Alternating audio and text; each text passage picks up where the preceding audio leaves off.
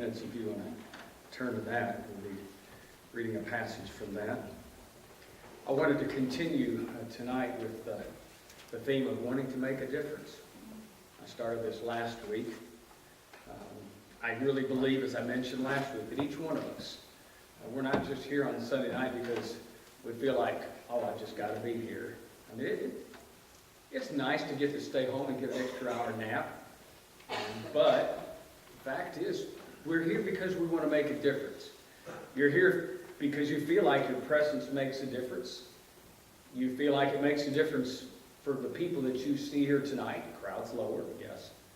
You also feel like that there's going to be something that happens here that's going to make a difference for you. And out of all of that, we're hoping, as was mentioned in a prayer just a bit more, that we're going to do a little bit better. We're going to be, as the song says, on a higher plane. And so we're looking to just do a little bit better. I'm not saying more particularly, but sharpening our skills, our abilities, and all that's about us to make a better difference in our life.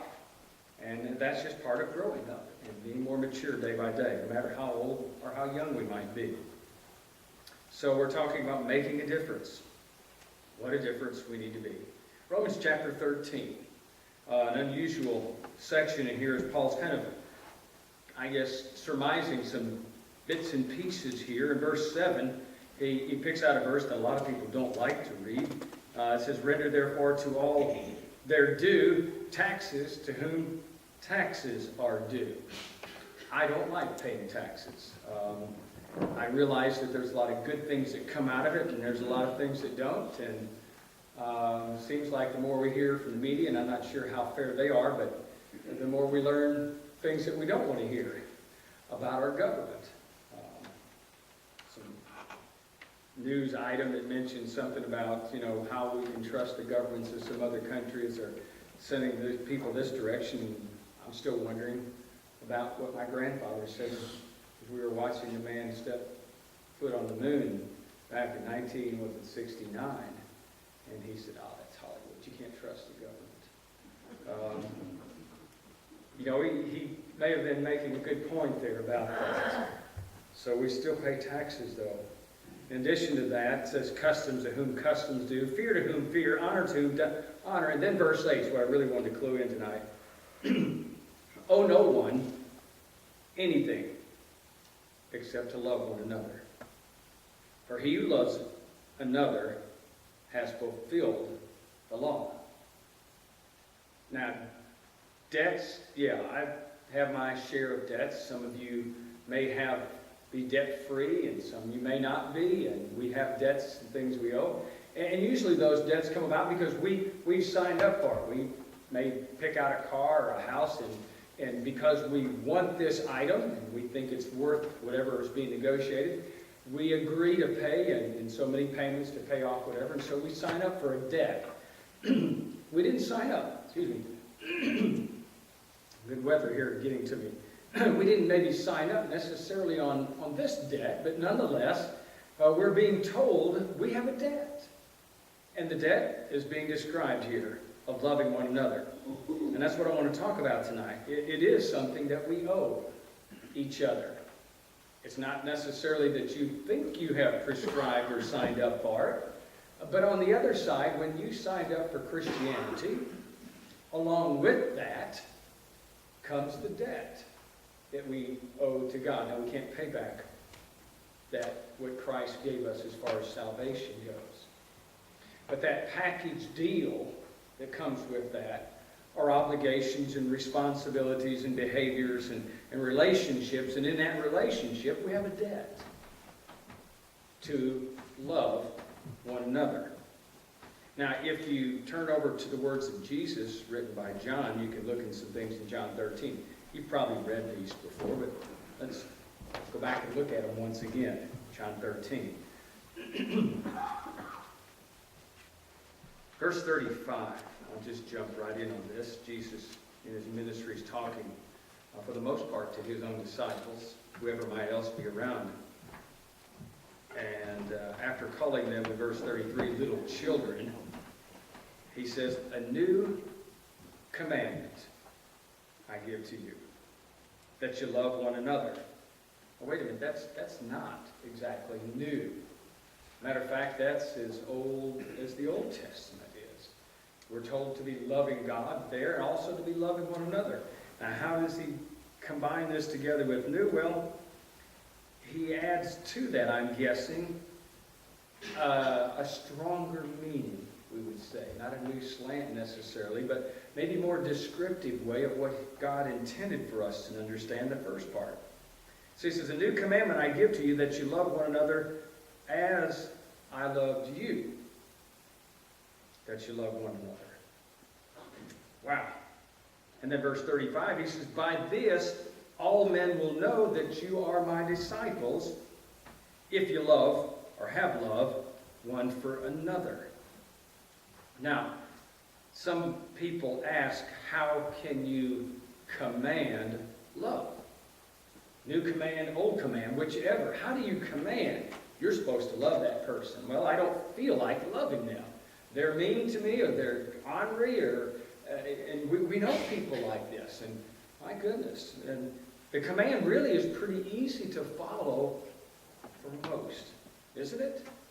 But there's these few people out there that you know real well. And sometimes you'd rather be on the other side of the aisle or in another direction, or just, family-wise, church-wise, and they're hard to love. And yet, the command is not we pick and choose who we love and who we don't love, but it comes across the board as if this is something that we're supposed to do for everyone, and it's coming out as a command. Now, that's a little difficult, because, again, how do you command love?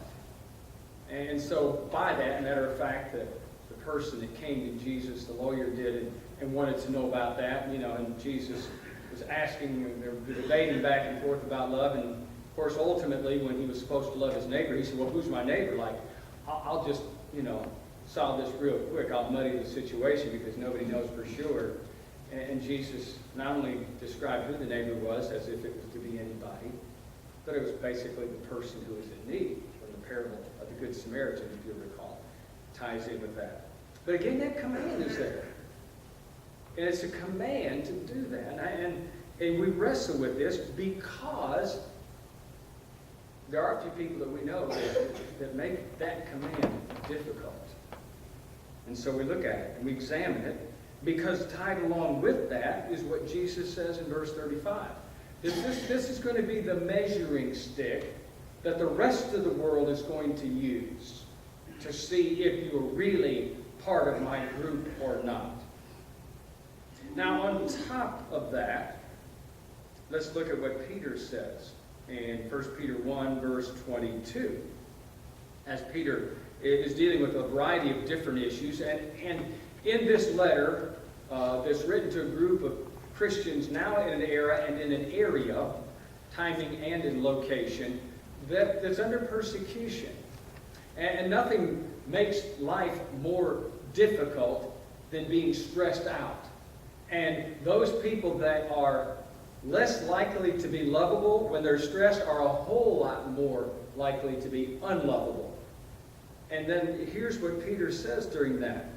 Verse 22. Since you have purified your souls in obeying the truth, in other words, since you have committed to Christianity through the Spirit, in sincere love of the brethren, love one another fervently with a pure heart.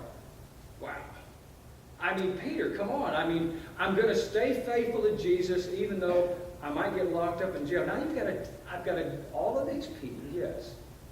Peter right in there with that. We might even remember along with that Peter was one of those 12 that had a hard time getting along with each other. The apostles, always arguing, remember, over who was the greatest. Well, that competition is not only in these men's nature, but it's in ours. But it's also this thing of who's best. And so, again, not easy to like the person that they think they got better than, and on and on. So I'm sure they had their quibbles among themselves. Some of it's brought up in the passages in the Gospels and some not. But here's Peter now reflecting back to the way it used to be before he matured And before he understood the focus behind that, maybe thinking along with that the same thing that we just read about Jesus' words in John 13 about loving one another. And now he's seeing this from a historical perspective and understanding the impact that it made on some people, and also recognizing the difference that you make when you do that. Now pause here for just a moment, because again, we're talking about loving one another because that makes a difference. Again, when people aren't being lovable and you love them just the same, it makes a difference in their life.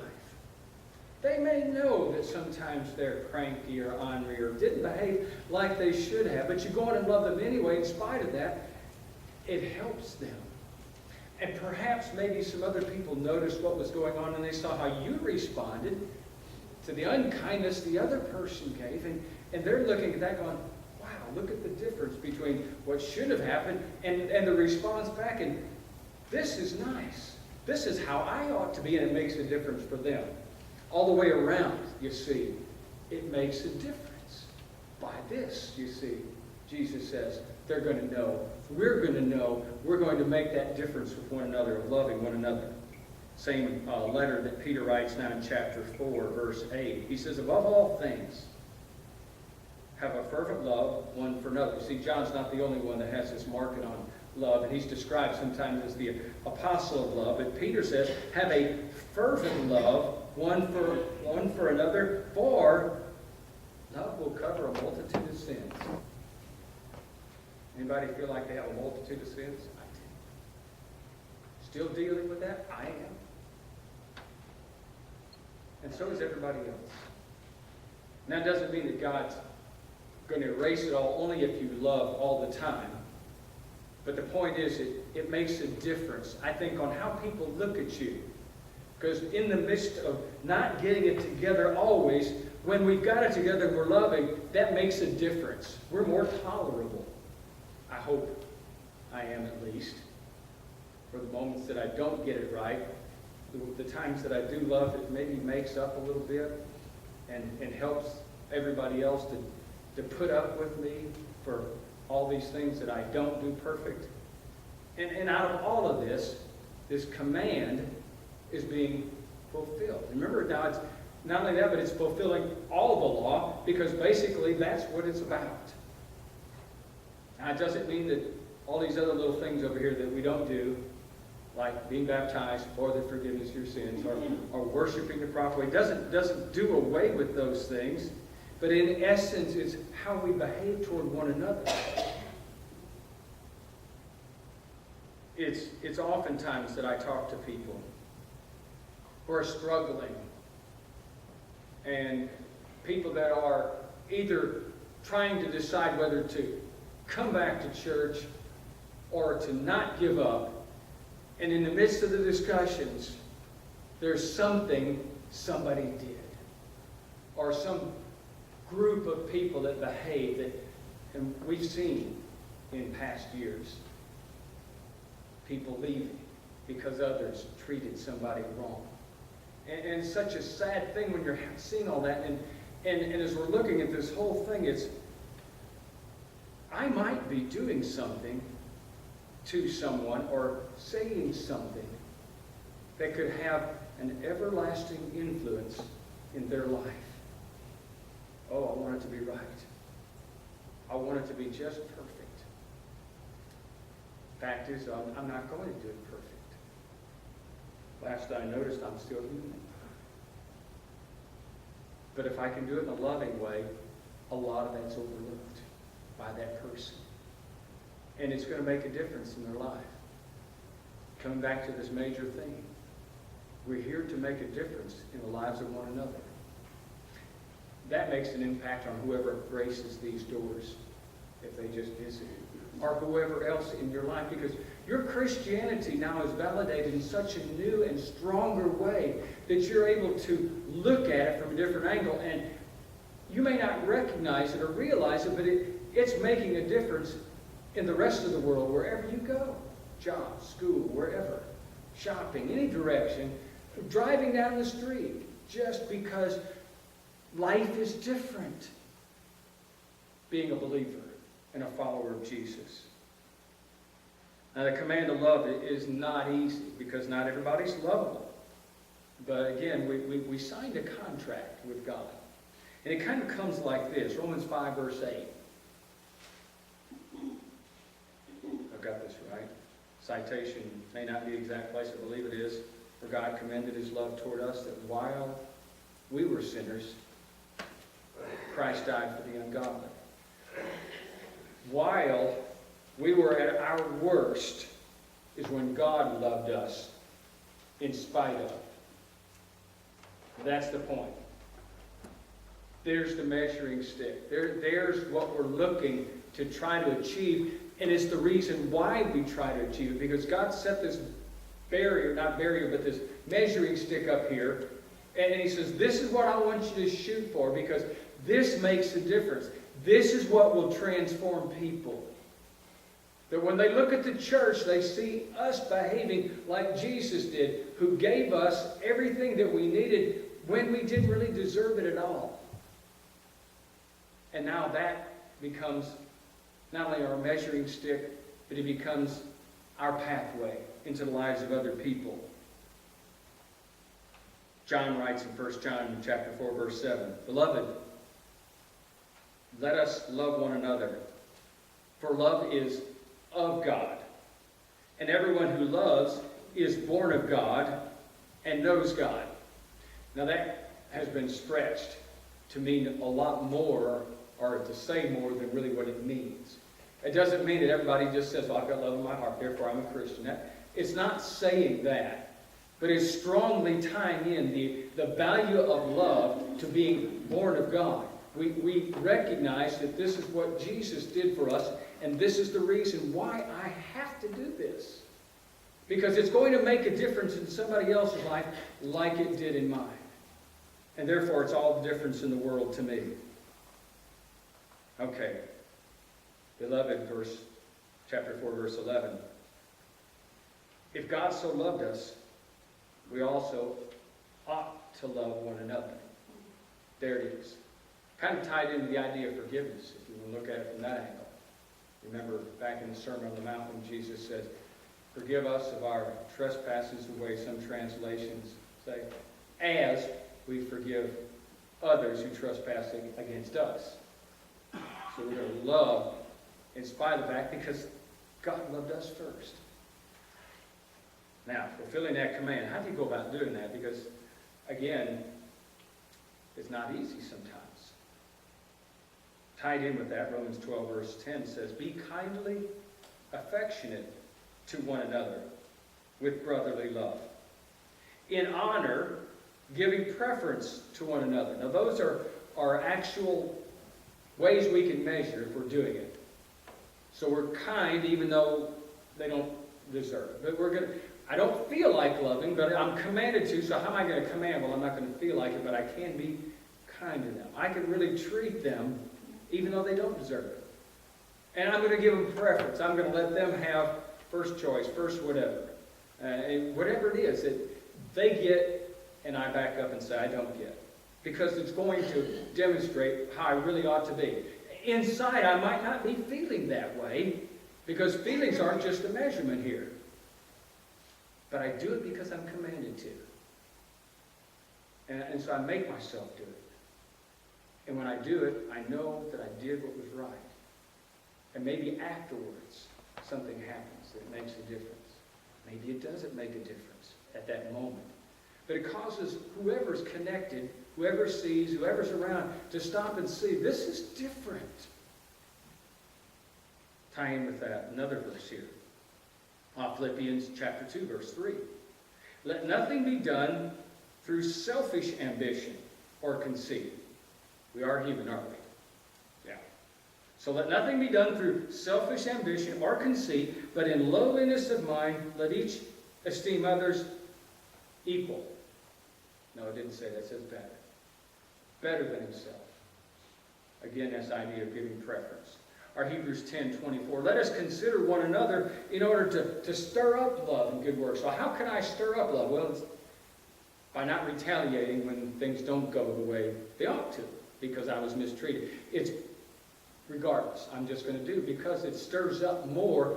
I'm making a better difference in this whole arena of Christianity, in the church or in the family or whatever, by doing that. I'm making a lasting impact on the lives of individuals. And that's what I'm here for. That's what I live for. When people ask me occasionally, could you take time to study the Bible with me? I say, that's what I live for. I don't live to be the preacher. I just happen to be doing that because this is what I live for. And I live for making a difference. For seeing someone being baptized into Christ. For seeing someone come back. For seeing people mature up into the faith. For seeing those people reaching out and doing. For making a difference in the lives of people, saying, that one's going home with God. He's got a ticket home. He's going to make a difference.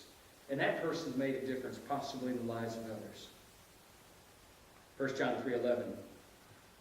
This is the message that you heard from the beginning, that you should love one another. Making a difference. I think at the very basis of that, the reason that Jesus,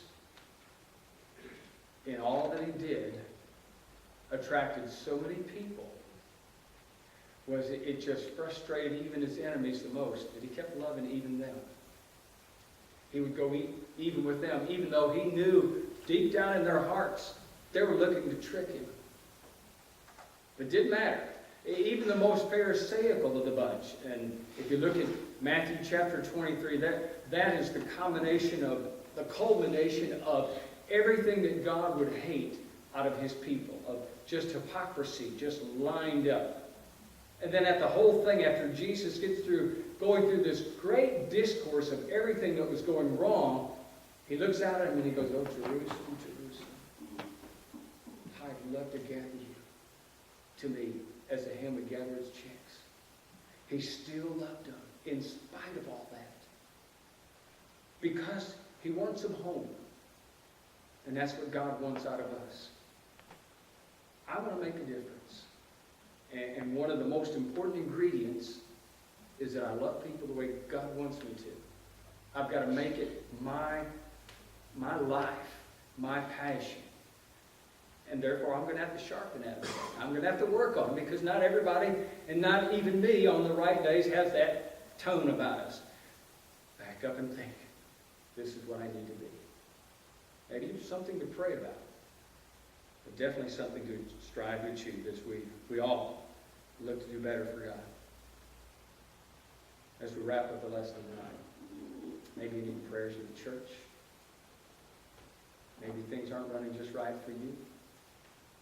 Maybe you got caught up in sin, nobody knows but you. And just want some help in that. Maybe you've never committed to Christ in baptism. But all of those maybes, if there's something of question, something amiss, something not right, then come down front. Right now while we stand and sing. We'll help you.